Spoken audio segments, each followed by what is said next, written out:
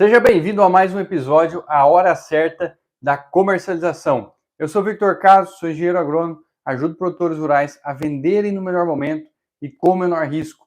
E se você quer saber mais sobre isso, já me segue lá no Instagram, @VictorCaso, e se inscreve nesse canal para você estar por dentro de bons momentos de comercialização de soja e milho, de compra de insumos e também para você poder estar melhorando, aumentando a rentabilidade, aproveitando esses bons momentos e ferramentas que vão fazer toda a diferença.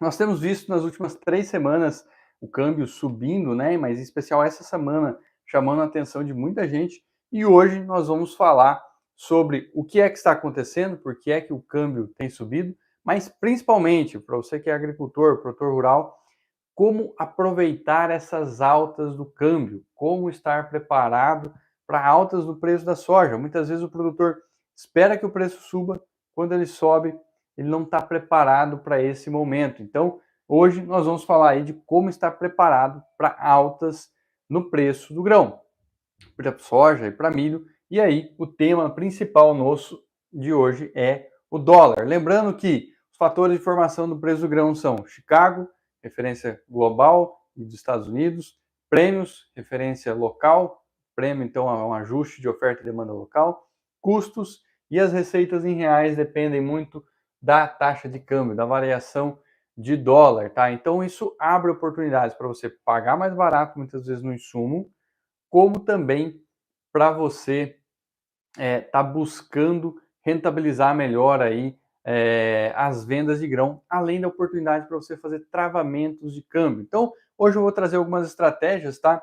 Essas estratégias todas eu trago aí dentro do método Venda na Hora Certa, que eu já tenho ajudado muitos alunos, muitos agricultores, e lá nas aulas que nós fizemos no começo do ano, nós apontamos que o câmbio tinha um viés altista neste ano e com uma região importante que ele parecia estar buscando, e eu acredito que ele ainda deva buscar, na casa de 5,40. Beleza, essa é uma informação. Mas como que eu posso usar essa informação ao meu favor dentro da fazenda, dentro do agronegócio? Então a gente viu alguns dias aí o câmbio subindo até 1%, né? Em alguns dias mais voláteis aí com informações, notícias de mercado. Sabendo disso, a gente tem dentro do agro, na verdade, no mercado de câmbio de uma maneira geral, a gente tem diariamente as publicações do Petax. O que é o Petax? O que isso tem a ver com a minha fazenda? Então, alguns agricultores já conhecem, outros não estão tão familiarizados com isso. Fica até o final dessa live que ela é muito importante e eu vou trazer informações que vão ser muito úteis aí para todo mundo. Mas para ficar na mesma página, o Petax é uma taxa de referência publicada diariamente pelo Banco Central e ele diz qual é o câmbio de compra e de venda daquele dia. Então você tem lá duas taxas de câmbio. Então vou colocar aqui 5, 15, 28 e 5, 15, 30, por exemplo. Então diariamente o Banco Central ele cota aleatoriamente com os bancos qual é o câmbio que eles estão praticando no balcão. Ah, mas não existe o câmbio comercial? Existe, mas cada banco pode ser mais ou menos agressivo em relação a essa taxa. O Banco Central cota lá faz 3 medidas, né, durante o dia, e na parte da tarde ele vem lá e publica que nesta data, vamos colocar aqui numa quinta-feira, dia 18 do 4 de 2024, o câmbio seja este aqui, por exemplo, tá? É obrigação as empresas do agronegócio usarem o Petax de compra ou de venda? Não é uma obrigação. Cada empresa tem as suas políticas em relação ao Petax. Algumas fazem média, outras usam o de venda, outras usam o de compra para pagar um contrato, para receber um contrato, para fixar um câmbio. Depende, cada uma tem as suas políticas.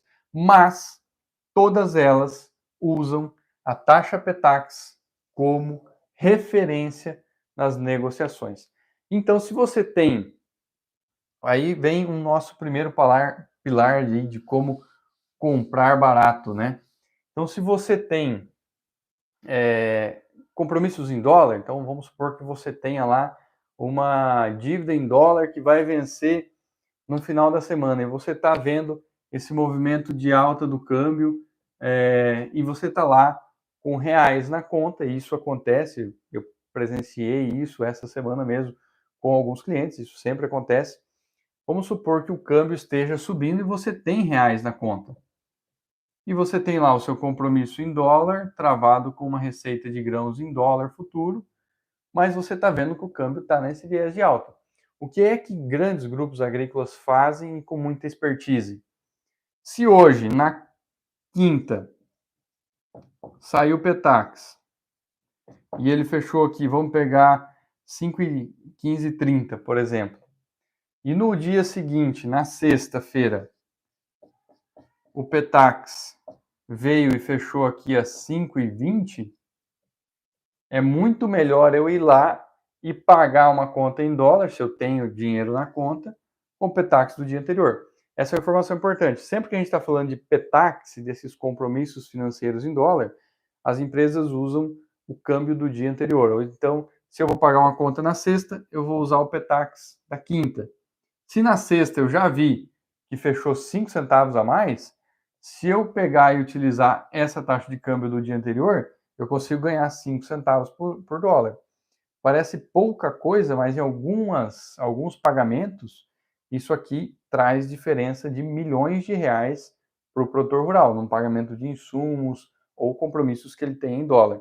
Então, muito simples, ficar atento ao câmbio, ficar atento ao Petax, e com isso, se você tem um viés de alta, você tem dinheiro na conta, você fazer uma antecipação de pagamento, você pode estar ganhando aí 1, 2, 3% e está rentabilizando muito mais a compra, tá? E ao mesmo tempo, claro, né, você pode já pegar e travar esse contrato futuro que você tinha em dólar em reais também, para você já estar travando na mesma moeda os compromissos, né?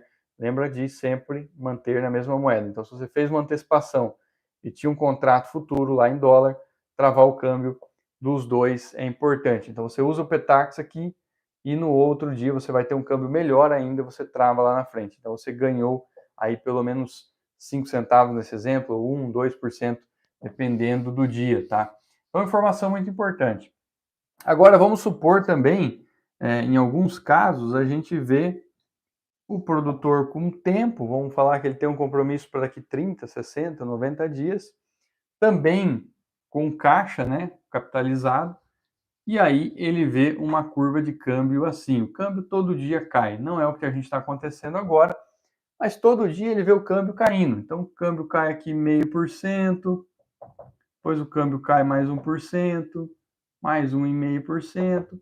Então, se todo dia o produtor está vendo o câmbio cair, e o Petax, vamos falar aqui, de 5 foi para 4,95, que foi para 4,90, 4,85. Claro que aqui eu estou dando um exemplo didático, tá? O câmbio não se movimenta dessa maneira. Mas se ele tem prazo, se ele tem um bom prazo ainda, ele pode muito bem acompanhar os fechamentos do Petax, que é público, está lá no Banco Central. Se você colocar boletim Petax, você vai achar câmbio de compra e de venda.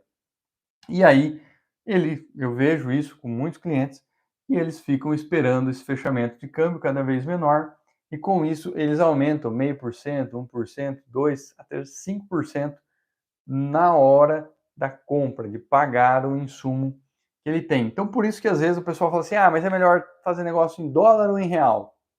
Eu, particularmente, acho muito mais interessante você fazer negócios em dólar.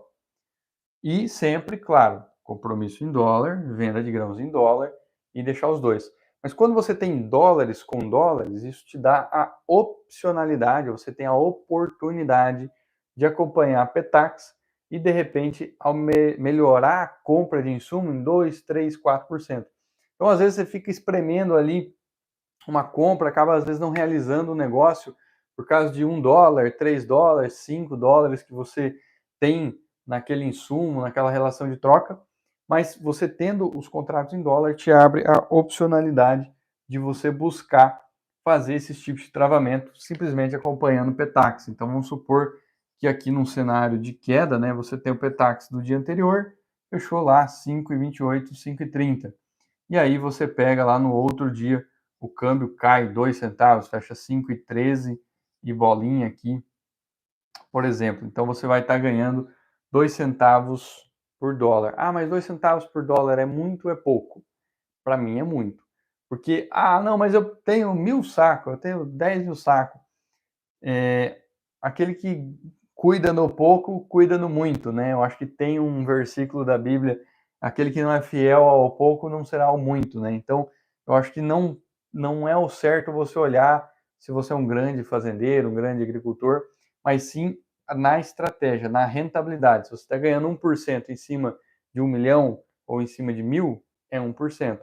E se você não ganhar em cima de 1.000, você nunca vai ganhar em cima de 1 milhão. Então, é importante acompanhar os fechamentos de Petax para fazer o travamento de insumos, principalmente quando você tem contratos em dólar, e tanto na alta quanto na baixa, isso vai te trazer uma melhora de margem, um ganho de capital, tá? Então, acompanhar o Petax aí, eu acho que essa é a primeira estratégia que a gente tem, muito simples, de graça, e você consegue rentabilizar os negócios aí de uma maneira muito assertiva, sem risco nenhum.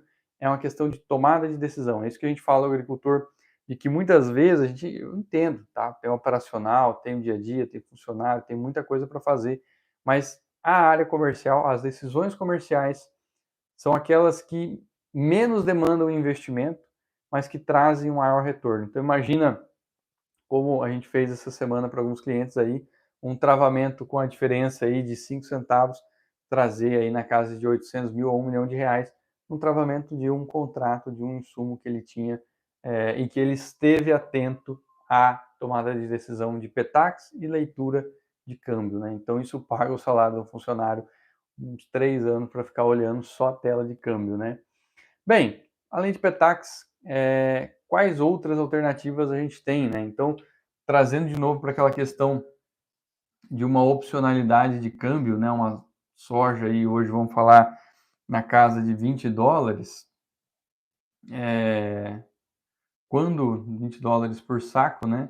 Então, conforme a gente tem variações de câmbio, a gente pode buscar fazer fixação. Então, eu lembro do Hélio, um agricultor que a gente trabalha aí há algum tempo, ele plantou no Maranhão, e ele tinha tomado a decisão de venda. Ele falou, venda em reais ou venda em dólar? Acho que o câmbio estava 4,80, 4,90. E analisando lá dentro do planejamento de comercialização agrícola, ele tinha já bons contratos em reais, tinha compromissos em dólar em aberto, e aí ele optou por fazer contratos em dólar justamente para ter a opcionalidade de, numa alta de câmbio, ele fazer uma fixação melhor dos contratos que ele tinha, né? Então, é a diferença de você rentabilizar ou você ter a opção de fazer esse travamento diferente. Mas como que eu vou travar, né? Vou travar onde? As tradings travam, o comprador trava. 99% de quem faz contratos, quem compra soja, milho, faz contrato em dólar e em real. Quando você faz um contrato em dólar, você pode ligar e falar, quanto está o câmbio hoje, tal, tela, trava para mim, 5,20, 5 reais, 4,80, depende qual seja o câmbio, você consegue fazer uma fixação de câmbio e garantir uma melhor receita em reais. Então, isso dá para fazer nos compradores. O meu comprador não faz. Você pode fazer com bancos uma estrutura, né, um contrato, na verdade, que é um NDF. Não se assusta com o nome, mas entenda que isso aqui é uma fixação de câmbio para uma receita. Então, você tem lá 100 mil dólares, você vai usar 100 mil dólares com um câmbio fixado, conhecido, vamos dizer, de 5 reais, para uma data conhecida. Vamos colocar aqui, por exemplo, 30/4. Então, você trava 100 mil dólares a 5 reais para 30/4. Isso é um NDF de uma maneira bem simplista, tá? Então, as tradings, as cooperativas, os compradores vão fazer travas de câmbio sem custo. Bancos podem fazer NDF e, eventualmente, eles vão cobrar 0,5%, alguma coisa assim, para estar fazendo esse travamento de câmbio. Ah, 0,5% é caro? Para câmbio, às vezes não é, porque ele movimenta 1% no dia, então qual é o risco que você está correndo? É algo de ser analisado aí, tá? Então, segunda estratégia aí é você ter em alguns momentos, tá? Não vou falando de uma maneira geral, mas você ter os contratos em dólar te permite travar o câmbio. E quando a gente fala, está preparado para alta de câmbio, é que já imaginou se o câmbio, por exemplo, de 5, na casa de 5 que está hoje, tá 5,20 e poucos, mas vamos pegar aqui a 5 seria uma soja de R$ 100 saco. Se esse câmbio pular para 6, por N fatores, a gente viu isso na pandemia, uns 2 anos atrás, a soja vai para R$ 120, ou seja, é 20% de aumento e está relacionado a câmbio, que não tem nada a ver com fundamento se tem oferta e demanda de soja ou não, mas está relacionado ao dólar em si. Então é por isso que eu digo estar preparado para altas de câmbio. Como que você vai estar preparado para isso? Você tem o grão seu na fazenda. Ele é uma commodity dolarizada. Ele vale X dólares por saco. Ah, mas eu negocio em reais. Sim, mas ele vale X dólares por saco. Então, se o mercado subir, se o câmbio subir, a sua commodity vai valer mais reais por saco. Essa é uma alternativa. Outra alternativa é você usar ferramentas, né, para gerenciamento de risco, participações de alta no dólar, né? Então, colocar ali uma call spread, algum tipo de participação de alta de câmbio também te proporciona surfar esses movimentos de mercado. Outro tipo é você deixar, né, os contratos em dólar e postergar o pagamento, ou simplesmente deixar um pagamento mais longo e aí você trabalhar com esse contrato em dólar, uma fixação de câmbio em um momento que seja mais interessante. Então essas são algumas estratégias, né, que não tem custo ou um custo muito baixo para você estar preparado aí para as altas de câmbio, né? Mas vamos lá acelerar o assunto para o que tem deixado o pessoal mais curioso, tá? E se você tá assistindo essa live, se inscreve no canal aqui, deixa o seu like e comenta que assuntos você quer ver, se você está gostando desses conteúdos, põe aqui nos comentários e também já segue lá no Instagram, @VictorCaso, e já se inscreve aqui no canal para você ficar sempre por dentro. Terça e quinta nós temos lives falando de temas importantes do momento para o agricultor. Essa alta de câmbio hoje está trazendo um dos melhores momentos de fixação da soja em reais por saco. E não tem nada a ver com os fundamentos da soja, tem a ver com outros 3 fatores que eu vou falar para vocês aqui agora. O primeiro deles é esse aqui, ó, o famoso L, né? Faz o L.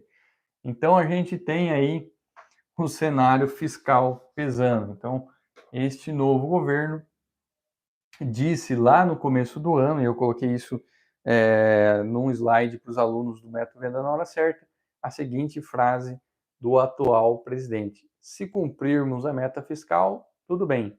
Se não der para cumprir, tudo bem também.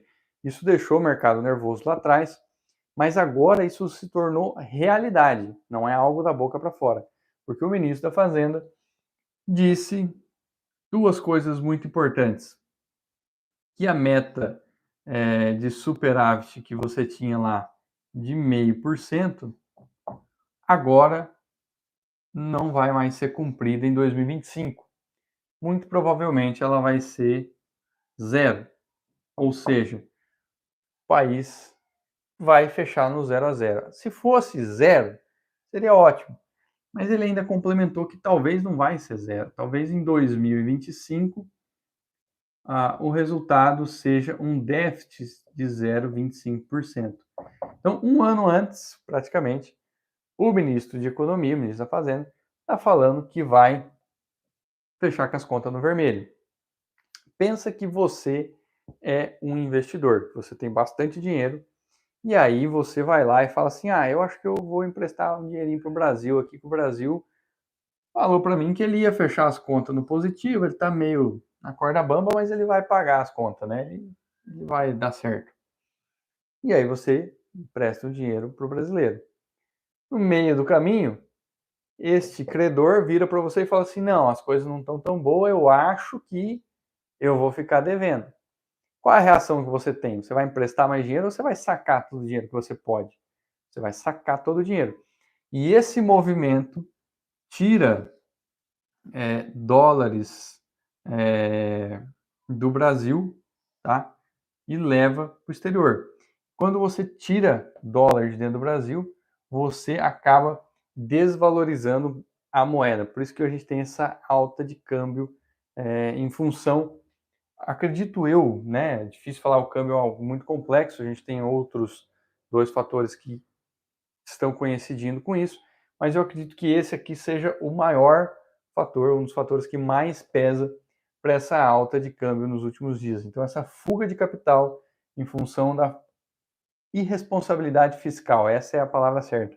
O governo que não tem interesse em cumprir uma meta fiscal, coloca uma meta, joga lá fora e fala que vai ficar devendo ainda. Então é muito difícil o investidor manter o capital aqui e essa fuga de capital faz com que o câmbio se desvalorize. Então você tem mais pessoas vendendo reais e se tem mais gente vendendo, aquilo perde valor. Por isso que a gente vê o câmbio subindo aí para 5,20, 3, 5,20 e poucos, subindo bastante. Então aqui está o maior problema.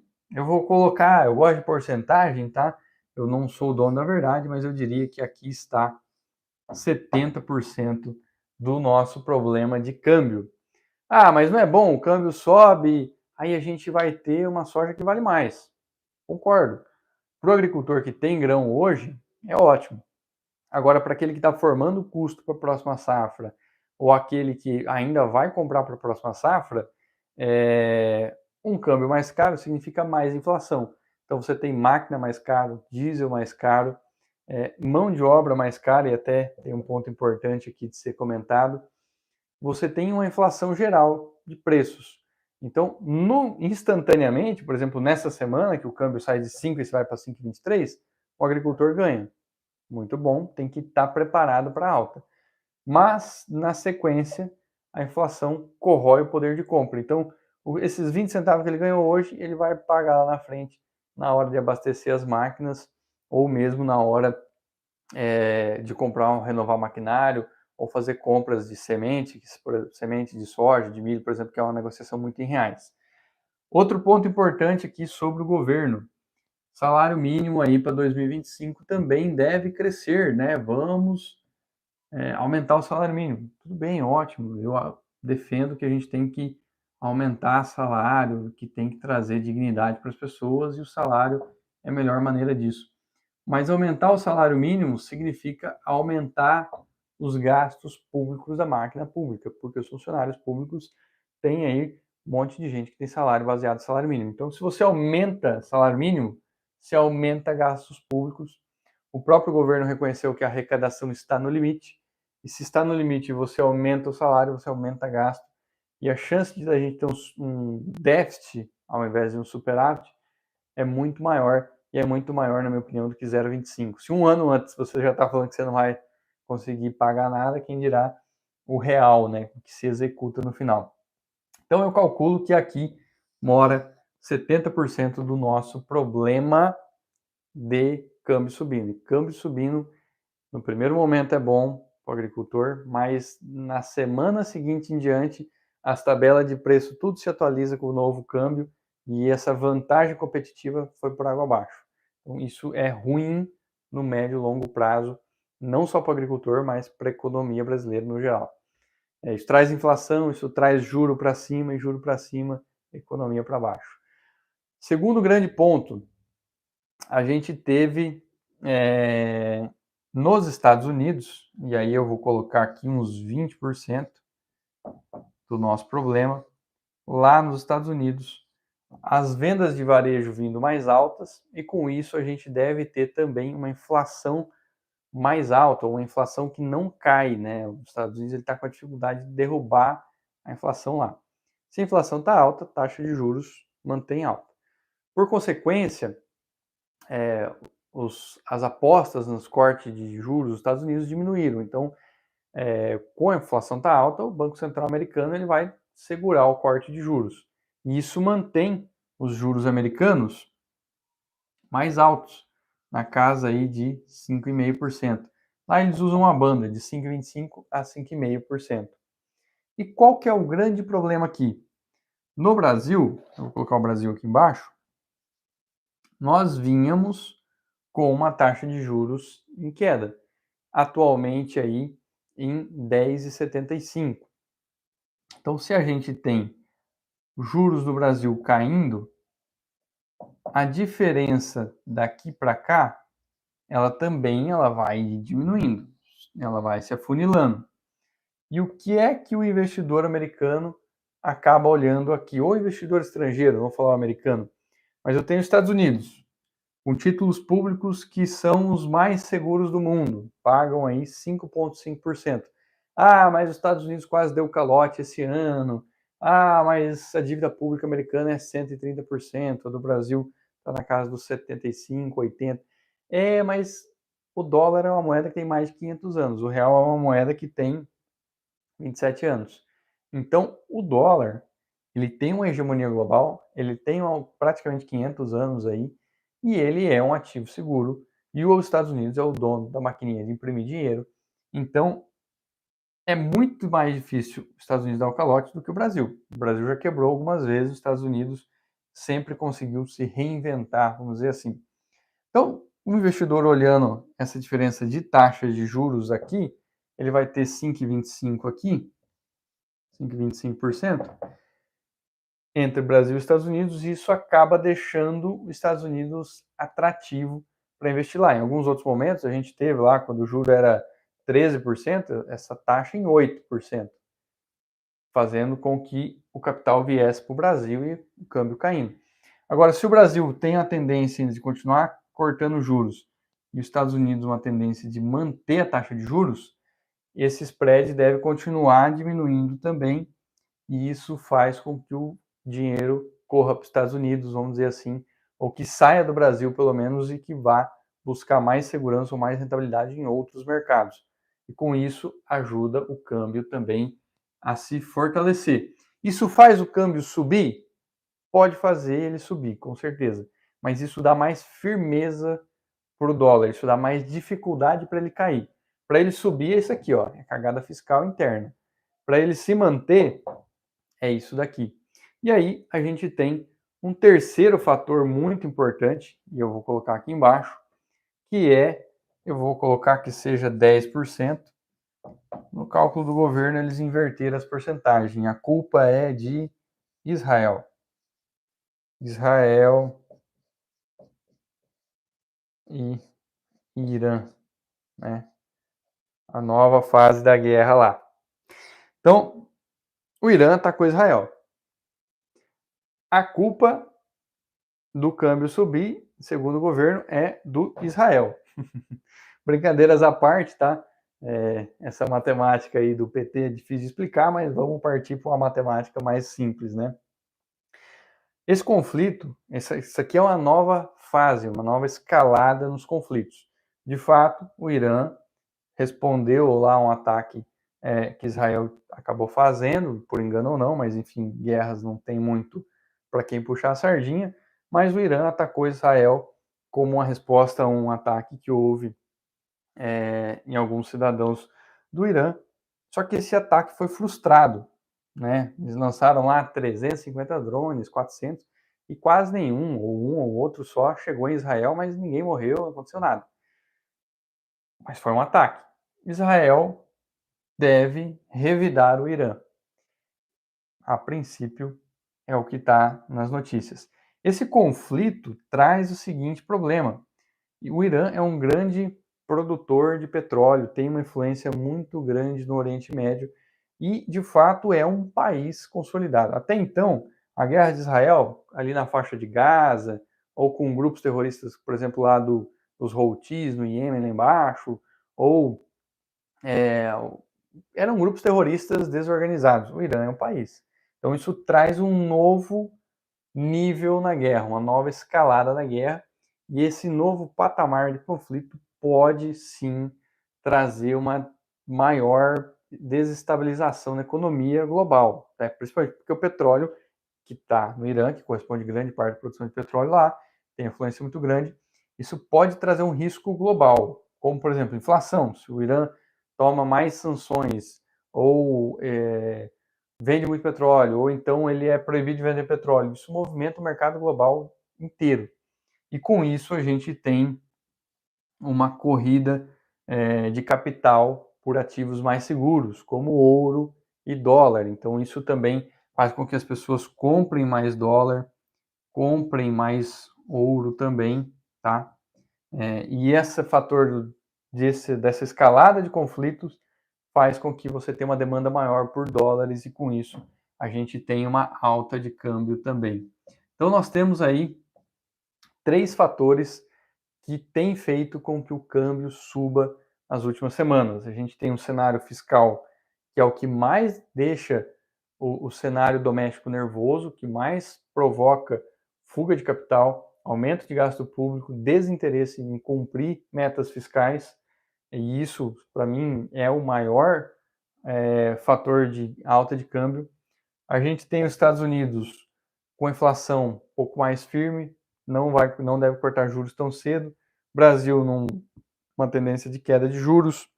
E aí a gente tem uma escalada de conflito aí entre países no Oriente Médio, que isso sempre acaba movimentando a economia global em função de petróleo, e aí uma fuga de capital por ativos de risco mais seguros, né? Menos risco. Então, esses 3 fatores são os principais fatores aí que têm feito essa alta de câmbio nos últimos dias. Como você vai se beneficiar delas? Então, a gente já trouxe aqui, ficar atento ao PETAX para travamento de contratos, de despesa, não descasar moeda, não é porque você está travando uma ponta que você vai deixar de travar outra. Fixação de grão também, então você tem um contrato em dólar, fazer fixação de grão, fazer ferramentas para gerenciamento de risco, participações de alta, assim por diante. E estar atento sempre a esses mercados e as oportunidades que isso vai abrir, tá? Então, esse conteúdo é muito importante para você que é agricultor, às vezes não tem tempo de acompanhar todas as notícias, né? Então, às vezes você vê aí alguma outra notícia, mas não consegue correlacionar os pontos e que o mercado tem a ver ou não. A gente vê muita especulação no mercado e aqui eu trazendo fatos e dados para vocês para simplificar e com estratégia. Então, para fortalecer esse sentimento aí de ter uma estratégia, você acompanhar o PETAX pelo boletim PETAX lá, o Banco Central vai ter essa informação para você diariamente, você sempre vai ter um dia para trás para olhar, então não tem muito como ser errado um dia para o outro, você está um dia de vantagem em relação ao mercado, né? Travamento de grãos, então buscar aí algumas fixações, travamentos, e aí eu colocaria aqui, eventualmente, eu vou usar uma call aqui, um seguro de alta para câmbio, mas existem muitas outras ferramentas e eu acho que a gente tem um suporte técnico, né, olhando o gráfico aí, na casa de 5,40. Ah, vou esperar o câmbio bater 5,40 para me vender o grão? Acho que não. Você pode usar outras ferramentas para fazer isso. Você pode estar buscando mercado, call, vou colocar NDF aqui, algumas palavras que hoje nós falamos. E se você tiver dúvidas, se você quiser saber mais sobre esses temas aqui, comenta aqui nos comentários, pergunta para mim, que eu vou preparar um vídeo especial para você que tiver dúvida entre esses nomes que eu trouxe aqui para vocês, tá? Então, se vocês têm alguma dúvida, se vocês olharem no gráfico, 5,40 é um nível onde o mercado já bateu algumas vezes, não conseguiu romper ou rompeu muito fraco e voltou a cair. Lembrando que isso aqui é região, né? Quando a gente olha preço, a gente olha regiões, a gente não fala de preço cravado. Mas a gente ainda tem espaço para uma alta de câmbio e 5,40 é uma região, mas nada impede dele subir e continuar para 6, 7 reais, não sei. Por isso é importante você estar preparado para altas nas commodities aí e não só olhando fundamentos, né? Que às vezes a gente fica muito preso, tem oferta, tem demanda, Chicago, prêmio. A gente não pode esquecer do dólar aí como um importante formador de receitas em reais dentro do agronegócio. Galera, de hoje era isso. Eu quero convidar vocês para a próxima live, terça-feira que vem, aqui no YouTube e lá no Instagram. Então, começa a seguir aqui no Instagram, @VictorCaso, se inscreve no canal aqui no YouTube, para você ficar por dentro desses conteúdos que nós estamos fazendo aí semanalmente para o agricultor vender na hora certa e com o menor risco. Agradeço a presença de todos e até a próxima live.